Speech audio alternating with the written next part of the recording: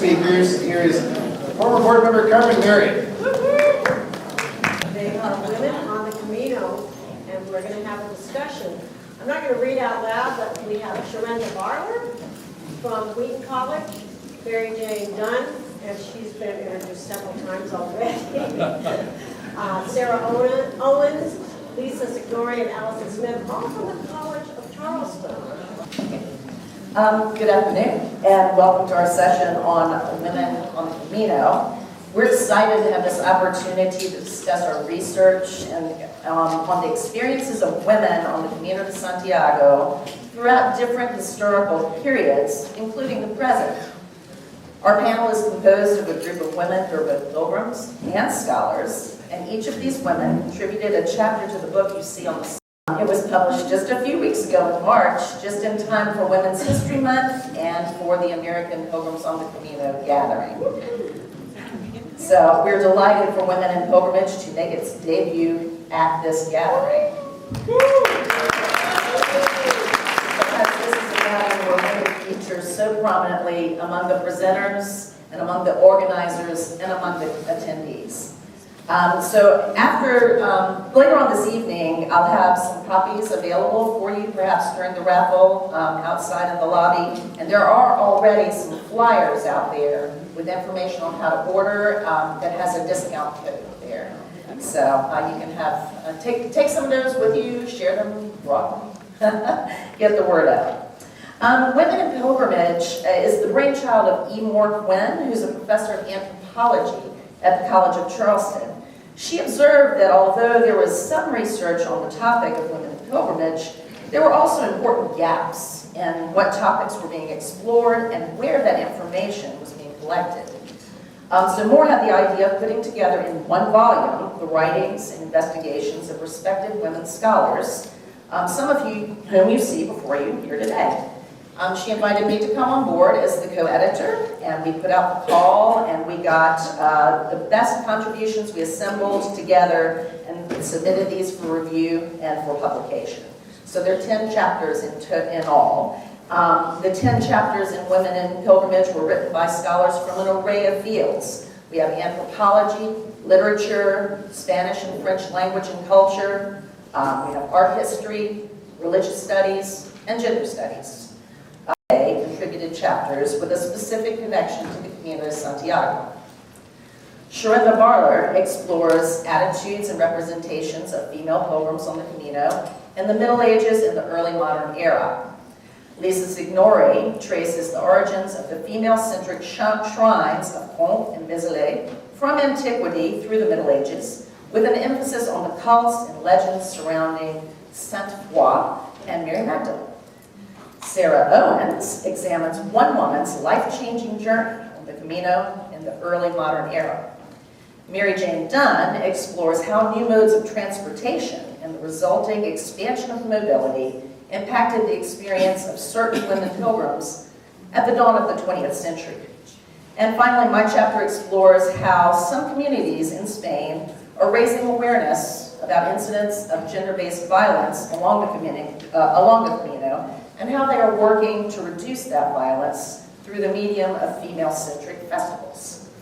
So we'll work today roughly in chronological order. There are some overlaps in terms of historical space, but each topic is unique. So I'll ask each author to present an overview of her chapter, and then I've asked the panelists to each prepare some questions for one another. And after we've gone through that, we'll open up for Q&A for the entire audience.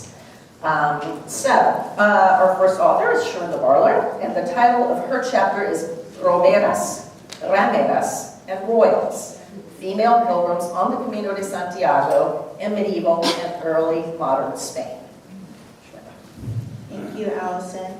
Allison's a fellow pilgrim with me. If you were at the, was it Tahoe that we presented on the Irish Camino, we were pilgrims in Ireland together and had just a wonderful experience. I'm probably going to do part 2 of George's presentation a little bit because if you know Spanish, the play on words between, so Romera is somebody, if you go on Romeria, those are whole as a woman, what was accepted. As you can tell, looking at some of the things from either Mary Jane or Lynn, when you're looking at the different environments, you know, if you're in a feudal society, you don't go very far from your land. And the only acceptable way for a woman to be able to go somewhere and see the world was to be a pilgrim. And so there was sometimes a true pilgrim. And if your husband made a will and said, I wanted to go on pilgrimage, I was unable to, but now I want my wife to go, and she would get the permission from the will and from her parish priest, and it was something that most women would want to do this, to go on pilgrimage. Oftentimes, we have stories of Catherine of Aragon or Eleanor from England who would go on pilgrimage on her way to get married.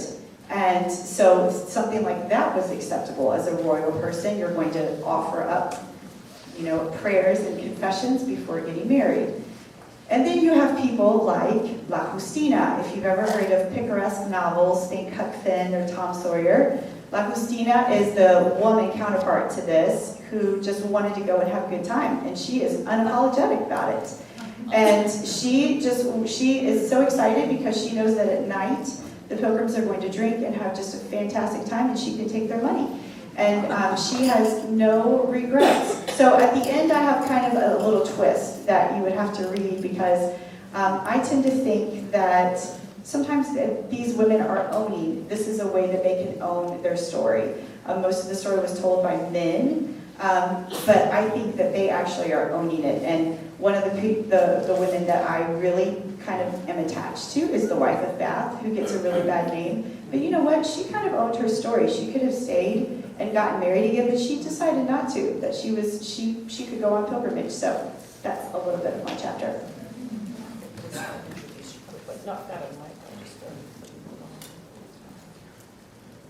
Thank you, Sherinda. So our next author is Louisa Signori, and her chapter is entitled All You Need Is Faith, Sainte Foy of Conques, and Saint Mary Magdalene.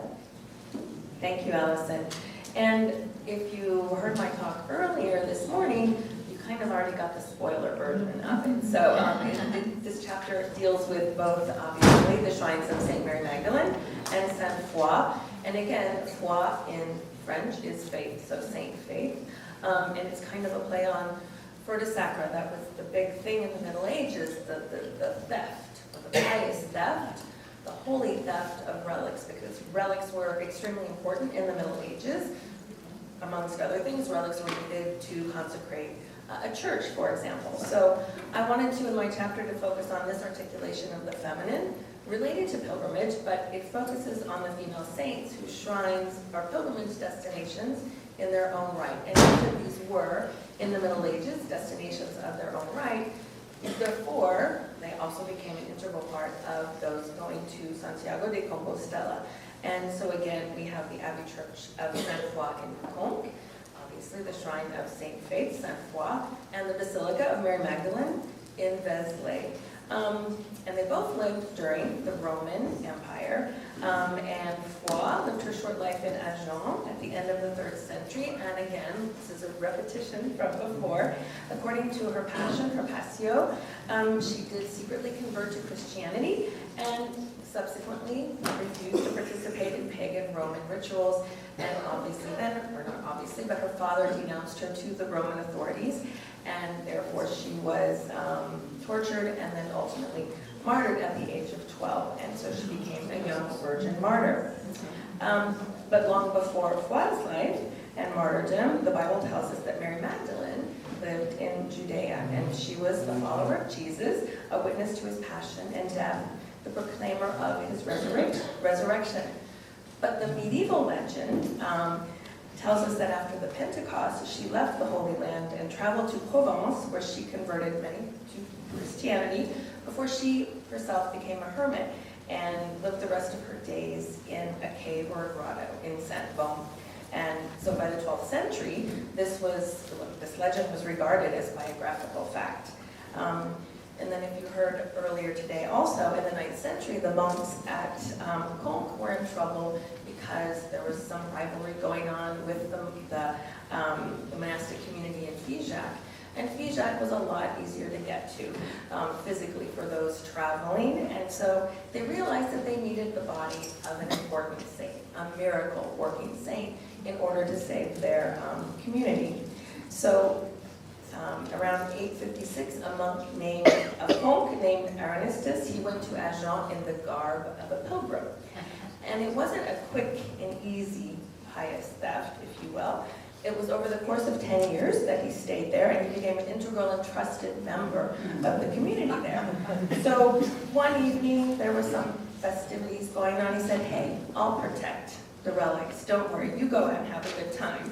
And so everybody left, and he took advantage of the opportunity to break open Sainte Foy's tomb, steal her remains, and deliver them to Conques, or Fur de Sacre, where they have resided ever since. And of course, evidence, there's really none, right, for the presence of Mary Magdalene's relics in Vézelay. And so it brings us to the flip point, if you will, of Fur de Sacre. It was a pious theft that never really occurred. There was always a question as to how Mary Magdalene's relics had come to rest in Burgundy. Multiple histories were invented by the monastic community of the abbey and confirmed by papal authority as popular perceptions changed. But ultimately, neither the hagiographical, liturgical, nor historical accounts that certified the presence of her relics in Vézelay, nor the exhumation and papal confirmation of her relics were able to maintain Vézelay's reputation. So then late in the 13th century, the monastic community at Saint-Maximin in Aix-en-Provence again proclaimed that the tombs containing the bodies of Mary Magdalene and Maximin had been rediscovered in the crypt of the monastery church there. So in the cases of Foy and Mary Magdalene, we see saints' bodies and life stories manipulated by monks and kings for their own power, wealth, and prestige. If the main thing they have in common are elaborate stories to describe and justify a furdum sacrum of the relics of a saint, then we know that historical truth is going to be hard to pin down. But maybe historical truth is not the most important consideration. Perhaps this is where our faith, what we choose to believe, comes to play a vital role when we make pilgrimage to Sainte Foy at Conques and St. Mary Magdalene at Vézelay. All right, thank you, Lisa. Next up is Sarah Owens, and her chapter is called Pilgrimage and Piety, Alternative Paths to the Convent. Thank you, Allison, and thank you all for coming here today. It's my first gathering, so I'm very excited to be here. Thank you.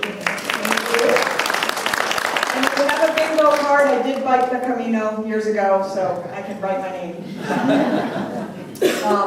So I'm going to talk about my chapter, which is during the early modern period. We've been throwing that term around, so it was. I work on the time period of 1500s to 1800s, and I really specialize in a very unique area of nuns, and especially nuns who've traveled. So a few years ago, I had the great honor of discovering a manuscript in a beautiful city in Spain that I'm sure many of you have been to. How many people, raise your hand, have been to Toledo, Spain? Beautiful place. So I found a manuscript there that was written by a nun about a journey that these nuns made in the early 1600s from Toledo, Spain, via Mexico to Manila, Philippines, to establish the first convent, female convent in the Far East. And that was in 1621. They were led by a very charismatic abbess who was 64 years old at the time that she left Toledo, and she survived the journey. After 15 months. She led other 9 nuns with her. One of them died on the journey. But this manuscript is about the journey and about a biography of that nun, and her name was Sor Jerónima de la Asunción, the founder, the abbess. And you might have seen her hanging in the Pardo. You can see her today because the famous court painter Diego Velázquez has a portrait of her. And she's very austere looking, and if you don't believe in God, she'll make you believe in God. She's very austere. And she founded this convent. She led the nuns, and actually one of the women that went on the trip was not a nun at the time, but she then became a nun when she got to Manila. And that is the woman that I'm interested in, because before she became a nun, she was from a small town in a small city near Baeza, Spain, which is in Andalusia. And she had been married, she had a daughter, and she became a widow. And she married her daughter off at a young age. And we know this through this manuscript. So at the end of the manuscript, written by one of the nuns, she tells her own story in her own words. And she married her daughter off at a young age to a gambling man. And this daughter had wanted to be a nun. And she felt very guilty about that. Supposedly this man, we can read between the lines that he was abusive to her daughter. And so she wanted to make a pilgrimage of penance to Rome. So in the middle of the night, she tells us that she donned the pilgrim's hat, she had a script, a pouch with her money, and she left this small town, and she started walking to Rome. And she ended up in Toledo, and along the way she met other peregrinas. She uses the feminine form of the word, and says that it was quite easy, that everyone was generous to them, and that people wanted to join her because she was a widow, and because innkeepers were giving her special treatment. But when she got to Toledo, there were some friars there that had a lodging for women pilgrims, actually. It tells us this in the manuscript. And these friars were very interested in, her name was Louisa, and they asked her to stay. They introduced her to another woman who was not a nun, but she had taken the habit of the third order of the Franciscans. Her name was Mariana. And Louisa decided to stay in Toledo. She also took this habit of the third order. They attached themselves to the convent that Sor Jeronima, the founder of this Franciscan convent, who then went to the Philippines, and they helped the convent because they were not nuns. They were able to give food to prisoners. They went to the local hospitals, but they really wanted to be nuns. They yearned to be nuns. And Louisa eventually, Mariana was even more famous than Louisa, but when the nuns were getting ready, they got special permissions to go to Manila. Mariana was ill, and her confessor did not let her go, so Louisa took her place. And we also know that she was also an older woman. She was also in her late 50s, early 60s, also made this journey, then she took the habit of a nun when they got to Manila. So she had this spiritual currency of pilgrimage that probably helped her. And like the conquistadors, she reinvented herself in a new place where some of the societal norms were not as strict, and she was able to take the habit, and that's what my chapter is about. Thank you, Sarah. And next up we have Mary Jane Dunn, and she will speak about her chapter entitled First Class or Coach, Women as Tourists and Pilgrims, 1888 to 1928. Hi, so yeah, a little bit of a time gap between the Codex Calixtinus of 1130 to 1890s. I started being interested in this time period when I kept reading that there were no pilgrims, that the pilgrimage had died. There was nothing going on in pilgrimage in the late 19th century, that there were just no pilgrims. And I thought, how can that be?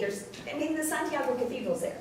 So I started reading, and then I also ran across a story by Emilia Pardo Bassan, who is a Gallega, although she never wrote in Galician, which is why Galicia really doesn't really claim her as strongly as they would claim, for example, Rosalia de Castro, who is their beloved poet. And yet, Emilia Pardo Bassan was very forward-thinking. She wrote only in Castilian. Every time she used any Gallego, she put it in quotes. And she was upper crust. She was the condesa. And so she wrote about going to Rome to see the Jubilee of the Pope, his 50th year as a priest. And she wrote as a pilgrim, and she was the color commentator for the local Madrid newspaper. She wrote every day. She wrote this just in, we just arrived at Lourdes. We just arrived at this place on a train trip. So then I started looking at, and with Lynn Talbot and Annie Hesp and several other people at the Pilgrimage Symposium in College of William and Mary, we've had several times when we talked about some other women pilgrims of the era. We talked about Edith Wharton, who had visited Santiago, but only left her diary. She never got it all put together in some kind of a published work.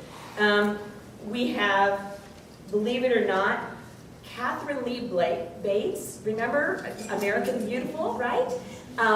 We think of her as a poetess, but she, in truth, wrote a book called Spanish Highways and Byways, and she wrote a children's book, A Santiago con Pilar y Pilarico, something like that. And then we have our famous Georgiana Goddard King, who was so famous as an art historian and wrote this 3-volume pilgrimage to Santiago, this Camino de Santiago, and wrote about and photographed many of the monuments along the way. And then finally there was a British woman, Catherine Gascoigne Hartley, who wrote The Story of Santiago de Compostela. So I was looking at what do they all have in common. Well, between them, in some combination or the other, they've all been either to Rome and Santiago, or to Rome and Lourdes, or to Lourdes and to Santiago, all in this time period. And they all had things to say, and they all kind of masqueraded as pilgrims. And so the question is, were they tourists, wealthy, upper crust tourists, who wanted to kind of masquerade as pilgrims and go and see what it was all about? Or were they true believers and they went for a spiritual purpose? So I tried to compare that and what they had to say about attending each of these places. And then, what's the difference between Santiago de Compostela as a destination for pilgrims versus Rome as a destination for pilgrims, or Lourdes as a destination for pilgrims? Because at this time in the late 19th century, Lourdes was, of course, the hot item. I mean, this was the place to go on pilgrimage. The Marian pilgrimages of the late 19th century were incredible. They were all growing. We have Fatima, we have Lourdes as the two that we are probably most familiar with. So I looked at all of them and what they had to say, and virtually all of them had to say that if you didn't suffer a little bit, at least a little bit, or if you didn't try to understand what the more impoverished people, because they were of truer faith, because they were doing this because they were sacrificing more. In other words, I may spend a lot of money to rent a car or to have a car and to travel in all these places, and I'm spending a lot of money. It's taking a lot of my disposable income, but I'm not suffering. And really, at the end of the day, I'm still going to have plenty of money. But a lot of these other people, every last penny went to going on this trip. And so I do a comparison of what they have to say about each of these areas. And I think it is really interesting because of all of them, Georgiana Goddard King was the one that most clearly said, I have arrived at Santiago by every direction possible. I have arrived by every means possible. And she explains very clearly one year during a holy year that she was riding in 3rd class on the train, and they were leaving the station, and a 1st class passenger, an aristocrat, male, got on the train, and he saw her, and then they started speaking, and he said, are you a pilgrim, you know? And she said, well, of course. And he said, so am I. And she said, no, you're not, because you're up in 1st class. I'm here with the pilgrims. 3rd class. Pardo Bassan does the opposite. She goes to Rome on 1st class. She's in the journalist car and in the 1st class group, and she goes back and she says, oh, if we could only be all together as true brothers and sisters in spirit. It almost makes me want to change my ticket to go back to the third class. So it's interesting how each of them perceive Santiago. And then finally, the most interesting part, though, is that it was finally Gaston Hartley's book, where she says, you know, it's beautiful now because they've got this super line, this ocean liner that'll come, it'll come to Vigo, and they finally have got the train all fixed, and it's nice and clean, and it's easy to get there. But you really should get off the train and walk from Puente Sesures. If you really want to be a pilgrim, you need a little solitude, and you need to approach it on foot. So she's the first one I've seen, that I've found, that says, you know, walking makes the pilgrimage. But they all said, first class, you're really a tourist even though you masquerade as a pilgrim. All right, well, finally, my chapter brings us to contemporary times, and it's entitled Feminizing the Camino, Reimagining Pilgrimage for Inclusivity. Some of you have heard me speak here before, and you know that there is nothing I love more than a good festival, especially one that involves food, right? What you may not know about me is that my research is anchored in my background in women's and gender studies. And so I was interested in, when I was in Arsua in 2019, to learn that they had rescheduled their annual cheese festival, Festa do Queijo. That year they had rescheduled it by 1 week so that it would coincide with International Women's Day, which is on March 8th. Normally it's the very 1st of March, and they rescheduled it a week later. So I was curious to understand why they had done that. Lisa Calvin and I were serving as volunteers at the Ribadiso Welcome Center that year, so we made an appointment with the local officials to talk with them about it. And they spoke with us about their efforts, because they were making efforts to support women and to promote women, and also they were really interested in being agents of positive cultural exchange, positive cultural change, I would say. So you may know that feminist activists across Spain right now are raising awareness about domestic and gender-based violence by providing information for victims, and also through their efforts to erase stigma and stereotypes. And in Arsua, you have activists as well, and they were embarking on this campaign to create positive images of women and to normalize the idea of women as leaders in rural communities in Spain. The background for these initiatives was shaped by several highly publicized incidents of sexual violence in Spain, including the rape of a young woman by a group of men at the San Fermin Festival in 2016. So that was one of the big movements. It galvanized Spanish people because there was a very light sentence imposed on the perpetrators. And there was really just sort of a national outcry, huge protests, massive protests, and then, more importantly, initiatives to rewrite Spanish law, certain aspects of Spanish law, so that crimes of a sexual nature would be more harshly punished. So on one level, my chapter offers a contrast between the San Fermin Festival in Pamplona and these other smaller gastronomic festivals in other towns on the Camino.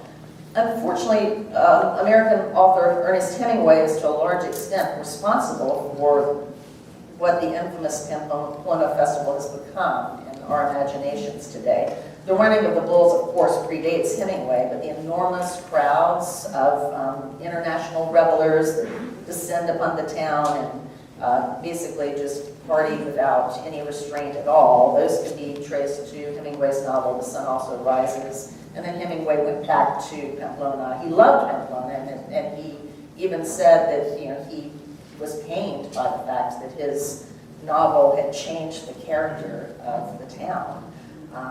But I would say that that image that he left has left Pamplona and the San Fermin Festival as being characterized with this sort of very negative, macho view of masculinity, and that is in part responsible for what has caused women to be in harm's way in that area. So these smaller gastronomic festivals, in light of that national background, the people in Arsua wanted to put women at the center. They wanted to show women and profile them in traditional and non-traditional roles. Just hoping that changing how women are viewed in Spain would be a positive way of countering violence. They also have protests, they also are working on legal aspects, but basically having their festival, their cheese festival, being centered around women in a positive way to create positive change and positive influences. So I was fortunate enough to attend, after learning this, after talking with the officials in town and discovering some of their initiatives, I went back to Arsua in 2020, right before the pandemic, right before Lake Tahoe. Right? So 1 week before I attended the Lake Tahoe gathering, I was in Arsua for the Cheese Festival, and it was just lovely. It was such a lovely event. It's my last pure pre-pandemic event, you know. You wonder what a festival's going to be like in the future. We're all walking around tasting cheese, just grabbing it straight off a knife. Can you imagine? But what they had chosen to do this particular year, that it was in 2019, they had coincide with International Women's Day. In 2020, their inaugural speaker was a woman, and they picked a woman who is Gallega. Her name is Benedicta Sanchez, and she was famous at that moment in time because she had just won Spanish Cinema's Goya Award for Best New Actress at the age of 84. So she's the oldest person to have ever won that award. And so you have this woman who was a professional photographer, but she'd never been in cinema before. And they wanted a Gallega woman to play this role in the film. The film is O Que Arde, or Fire Will Come. And she plays a woman who is the mother of a convicted arsonist. And the film is really interesting, and especially her portrayal of this woman as a devoted farmer, agricultural woman, and it's just the relationship between her and her son. So she wins this award, Best New Actress, age 84. And in her speech really kind of crystallized what the town of Arsua is trying to do. She encouraged people to embrace rural lifestyle and to embrace the traditions, while at the same time rejecting traditional gender roles. And she wanted to be sure that people could live their lives however they wanted without gender determining that. So I just wanted to leave on this. My chapter can feel a little uncomfortable for people at times, but I really want to take it in a positive direction, because I think that's what the people of Galicia are doing, right? So with that, I'm going to begin. We're going to initiate a question and answer series on stage, and we've each prepared a few questions for each other, just to kind of get some ideas going about how these chapters might relate to each other. And after that, we'll turn it over to you, and you are welcome to ask any of us questions as well. I'm going to ask some questions of my esteemed colleague, Louisa Signori, as we are the two Francophiles on stage, actually. And, really, this idea of the pious theft, the fruta sacra, I found it really fascinating. And I was just wondering, do you see any relationship with anything going on today in the Camino, where you have this competition between different routes, or maybe you have some ideas about how Fruta Sacra might relate to today's Camino? That's a really good question. So Fruta Sacra, obviously the pious or holy theft of relics, and in the Middle Ages they were all important, and even, for example, when the monk took faith's remains or relics to Conques, she agreed that he was able to do it. He got away with it. If you got away with it, that meant you had the saint's approval. So it was justified, totally justified. But not to say that relics aren't important today. They don't have that same importance as they did in the Middle Ages. So I don't see anything like that specifically on the Camino, but You can look at a few instances. There have been a few stories in the news, and I remember, I don't know when, it was 2016 on the Camino Primitivo near Basques. I'm probably mispronouncing that, somewhere in the province of Lugo, but there was a story in the newspaper, and the official markings of the Camino, the official Camino had been moved like 300 meters. So this was done by the locals. And what they had done was actually quite interesting. I mean, they planted grass where the original path had gone. They took away the markers. They made homemade arrows and plaques and put it up 300 meters away so that it would go past a rest area where they were selling beer, sodas, energy drinks, and so that it would go past the parish church. I don't know if there were any, I don't remember if there were any repercussions to that, but there were comments. This was an online article that were posted, and somebody said, "Why is this news? This happens all the time."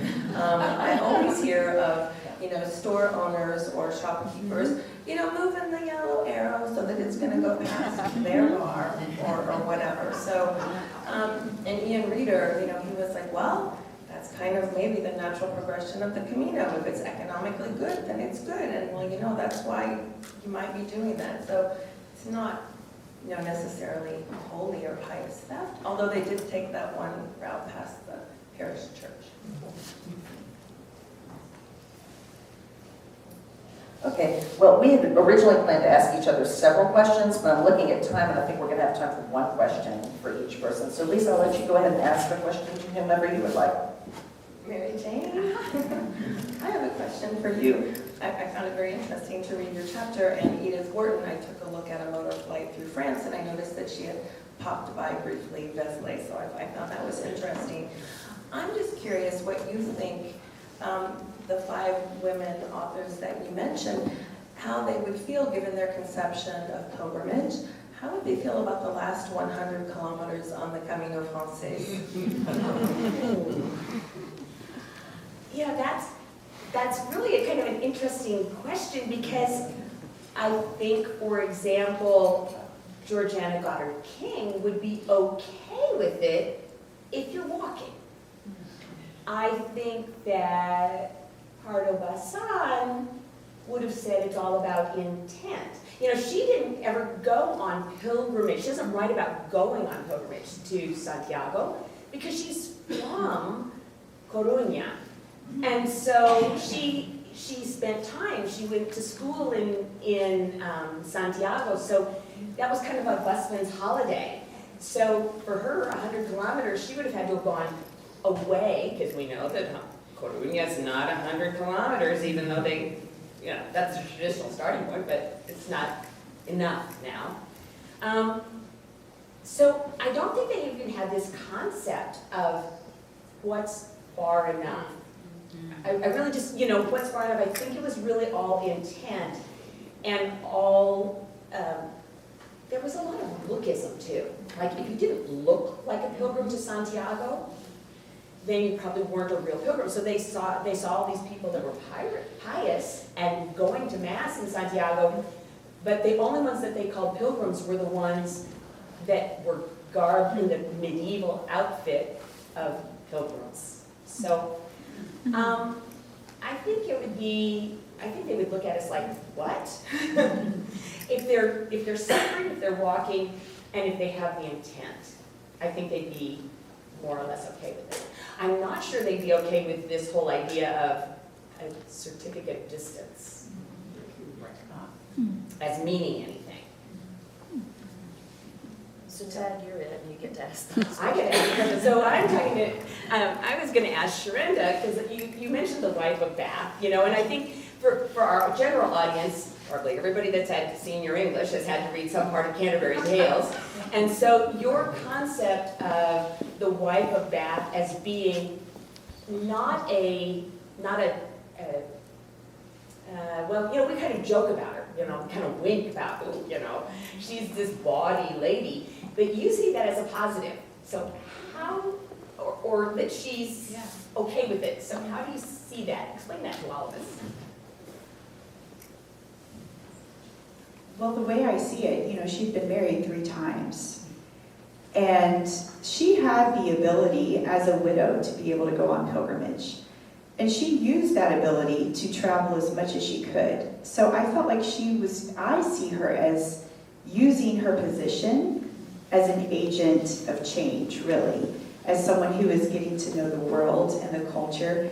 And of course, Chaucer is going to paint her in a negative light because he can, and she's not at home doing what she's supposed to be doing, right? Which is to marry someone else, probably.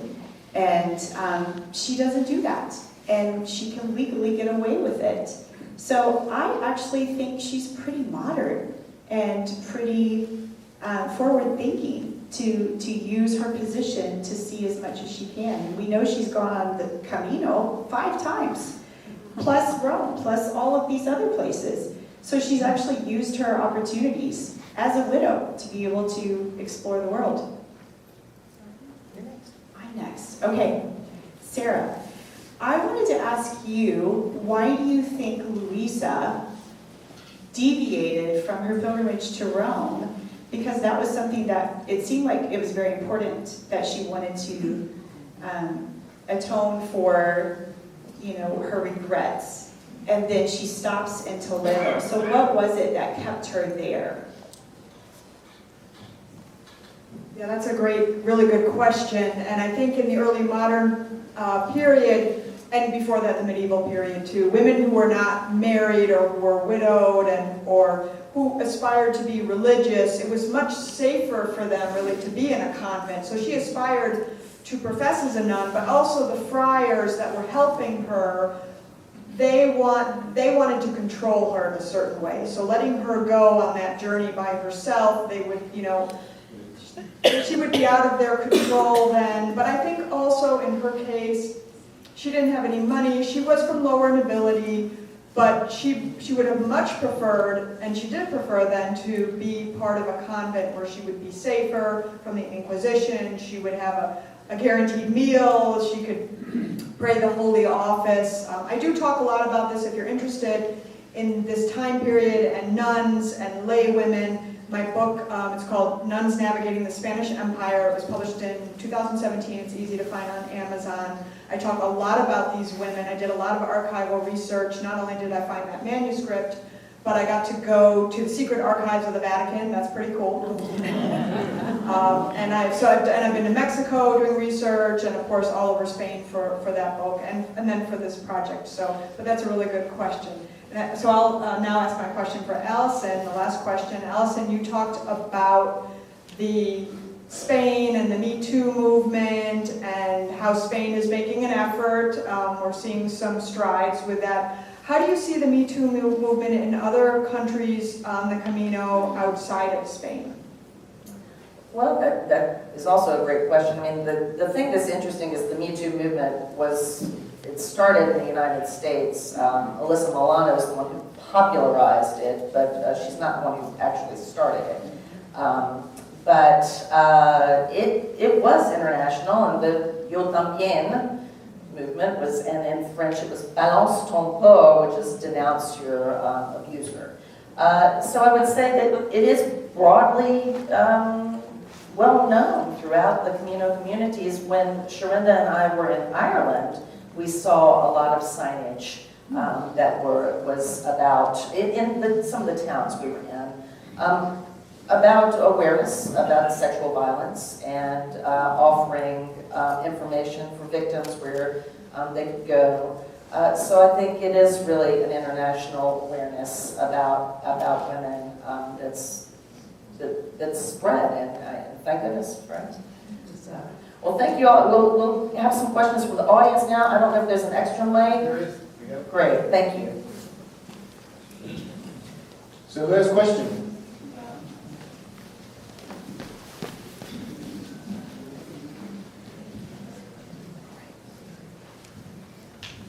Thank you so much. Are you going to be handing out bibliographies or just some information naming these books and these women that you have talked about? I think that would be really good if you would. So we have a flyer out in the lobby that is the book, and it's a flyer that offers a discount code to order it, but if you just want to take that to have the information already on Google Books and on Amazon, the book is there, and so you can find all the authors' names, and I believe our email addresses are there in the book too. And so if there's a particular author that you would like to ask a question to or know more about your individual research, because we, as you can tell, we all do research in very different fields. So yes, I just take the flyer and then look it up on Google Books or Amazon. You did that on purpose.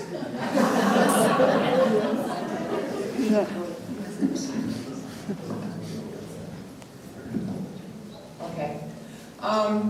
I was wondering, this is for Allison, and I'm wondering because I walked the Camino in 2016, and I'm wondering when this event, this race, at the festival occurred in Pamplona, and the reason I ask is because when I was in Astorga in the middle of September, there was a huge rally of women, and they had signs talking about no violence against women. And this really struck a chord with me because at that time I was a retired family physician, and in my practice I saw a lot of women and children who had been abused and testified in court and a lot of yada yada. So I actually went up to the women in Astorga and I said, "Good for you," and I don't know whether they understood me, but I patted them on the back for making this really public. So I was just curious when this occurred.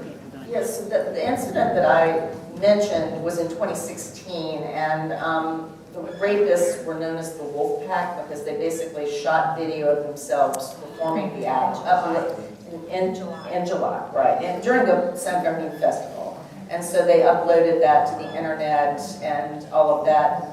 So that's when it happened. But more broadly in Spain, there are huge movements going on right now against domestic violence. And I was in Spain last summer in Segovia. There was a vigil for women who had been victims of domestic violence. Everyone was standing there silent with the images of the women for them. People were coming by, crying, praying. So it's a national movement. That one incident is one aspect of it, but there are lots of other aspects. More questions? Maybe more a comment. I want to congratulate you on the success of this project and think it's really appropriate that we just learned recently that in the last couple of normal years, women's arrival to our Compostela exceeded men's for the first time, correct? And as I reflect, I think back to the last time I saw a women in pilgrimage session. I was in St. Louis, and I was sitting in the room with a friend, and we were chatting after the previous session, and we were told to leave. So thank you for letting me stay. All right, very good. More questions? I would just say that we're all about inclusivity. So. Yes. More questions?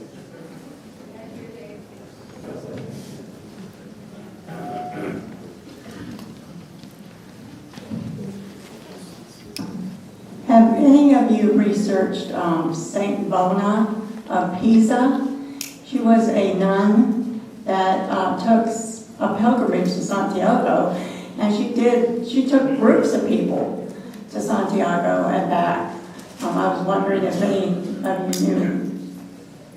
Okay, something to look up. She lived in the I think around the 12th century, the end of the 11th century, about halfway through the 12th century.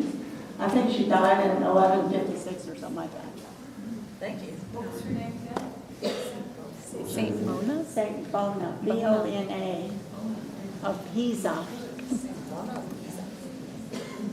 Thank you.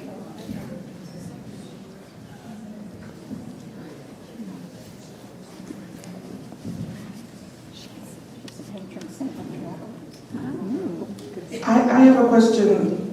I've always told the people that I talk to about the Camino, single women, that it's extremely safe, and that I was only aware of one incident in the past where an American tourist girl was murdered on the Camino. one incident in many, many years. But I hadn't heard, I actually was on the Camino in 2016 in June and July, and I didn't hear about this incident in San Fermin. So I'm wondering if all the publicity about this information has brought to light a lot more incidents, or is it still just that one incident that has happened? Because I don't want to tell single women it's safe if, in fact, maybe it's not. Thank you. So first of all, the incident that I was talking about, that was not a pilgrim. It just took place in Pamplona. But you referenced the murder that we all know about of one American pilgrim, which I believe was 2015. Is that right? I'll say we dedicated our book to Leslie Harmon. Some of you may know and remember her. She was a strong advocate of female solo walkers. So we're not telling women not to walk solo. You know, I advocate walking solo. I don't know. Yeah. And so, I mean, I think just as we are in our own country, as we are everywhere we go, it's just about being aware and safe. It's not, I want women to do everything women want to do. So I think probably it won't change our behaviors in terms of making us not want to go on pilgrimage. On the contrary, as this gentleman over here just mentioned, women are hiking the Camino in greater numbers than men at this point. Maybe some of you had something to add to that. Well, I was just going to say it's kind of interesting that of the 5 authors that I wrote about, they all traveled with just another female companion except for Mrs. Hartley, who traveled with her husband. But he traveled to Spain to go fly fishing, and he just dropped her off and said, "You go have fun, honey, and do whatever you want, and I'm going to go to these lakes and these rivers so I can write my articles about fly fishing." So they were actually all in the late 19th century and early 20th century solo or women travelers, a pair of travelers, but mostly to have companions and to have somebody to eat dinner with and to share time with and significant other time with. Sorry.